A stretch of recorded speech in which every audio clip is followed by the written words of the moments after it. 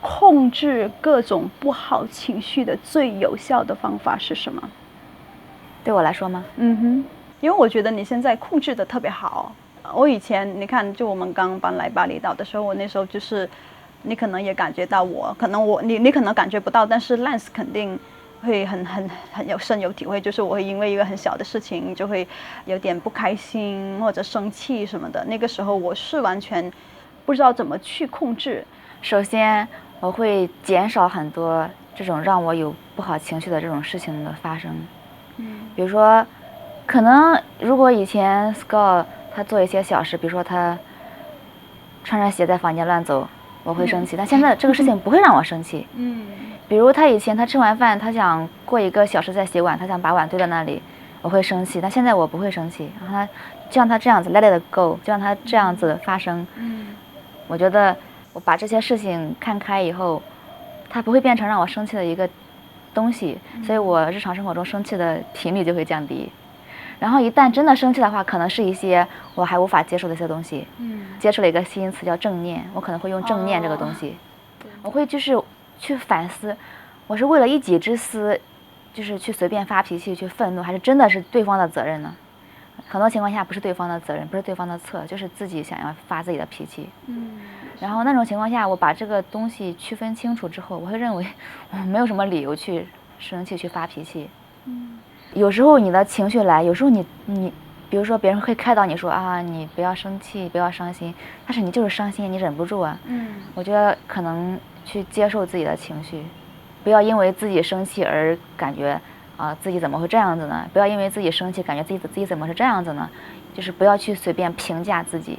我感觉我真的好懒呀，我感觉我怎么这么爱生气，我感觉我怎么这么小气啊，像这种都是评判自己。我觉得评判自己就是像给自己找一个借口不去改变一样。我就是爱生气的人呢，所以我就经常生气。我就是懒。如果每一次你都会注意到我生气了 ，OK， 那我生气了，那你下次的时候可能你会就是更迅速的注意到他生气了，然后你就可以更好的去反应去判断。每次比上一次更好一点点，这种感觉。一次比一次进步。像我现在这样，对吧？对。接下来你还想要就是去尝试哪些挑战？其实我有一点恐高，我想去挑战一些东西，可能会帮我克服我这个恐高的，比如说蹦极。因为你做什么事情，比如说去到一个高一点的开车，开到一个高一点的坡或者下坡，你就会害怕，你就觉得我可能过不了，就是恐高它会给你内心带来的一系列的那种恐惧，你会依赖它，你知道吗？觉得我不能去做个事情，因为我有恐高。就是你会给自己找了一个借口。其实你完完全全是没问题的，人家都可以做，你肯定也可以做，只是你因为觉得那是你的原因，你不能做。我不想有我自己有这种情绪在里边，有这种想法。这个我想起来了。对，所以我就想去克服它，然后觉得这个完全不是问题，大家能做，并且是在保障安全的情况下，那没准你可能想要尝试一下。对，如果小时候的你遇到了现在的你，会有什么样的反应？可能会感觉这个人可能不敢跟他说话。为什么不敢跟他说话？他到处旅游，他还有一个英国老公，他还会说英语，我看起来挺牛逼的，我感觉我应该不能跟他说话。是害怕还是觉得你感觉你跟他的生活很遥远，所以我感觉我跟他很遥远。就是由此可见，你可以见我小时候的一个性格是什么样子，就是非常自卑。然后就是别人随便一个成功的人都让我感觉到别人怎么这么牛逼啊，别人都这么不简单，感觉自己这么渺小，这么普通。然后我的姐姐出去打工，就是在高中的时候，她先辍去打工，然后我感觉她很时尚，感觉我跟她就是好像差距很远，我很羡慕她。我都不知道自己有没有就是那个觉悟，会去从现在的我里边得到一些启发、一些鼓舞，去做想做的事情。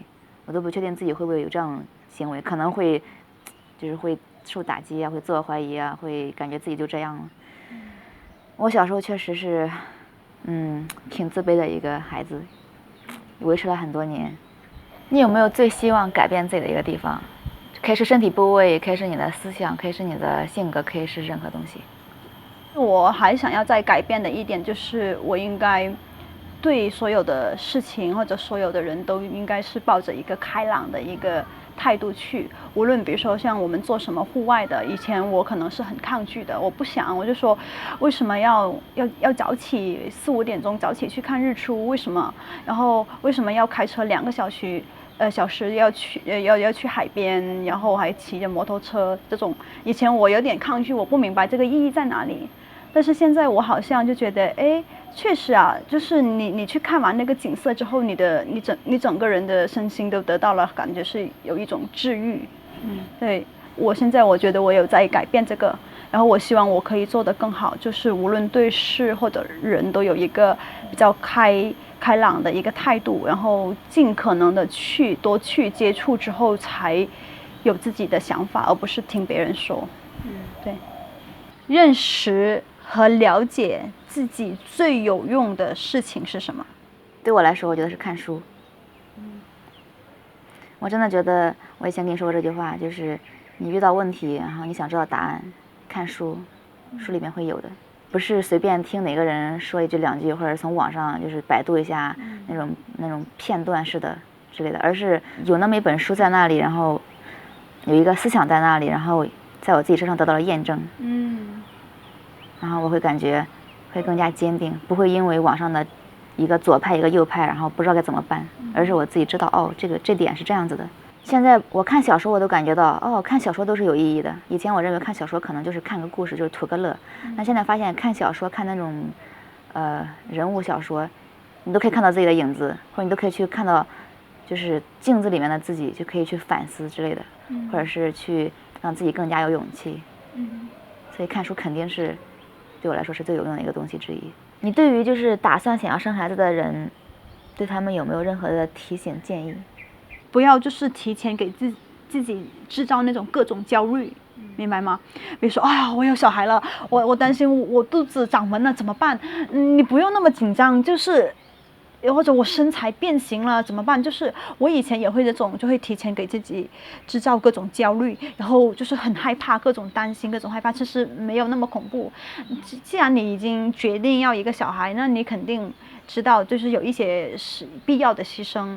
是没办法的，焦虑是肯定是有，但是没有必要就是去通过跟别人对比来让自己增加多一些的焦虑，我觉得这个没有必要。你要知道每个人的身体情况是完全不一样的，就放宽心，孩子健健康康的待产，孩子生下来健健康康平平安安的成长，后面的事情然后自己再给自己规划。如果你想回到产前那种身材那种样子，那你就努力运动，控制饮食，反正就是你要给自己做好，你要自己行动起来。对，这是我目前我自己感触最深的2点。OK。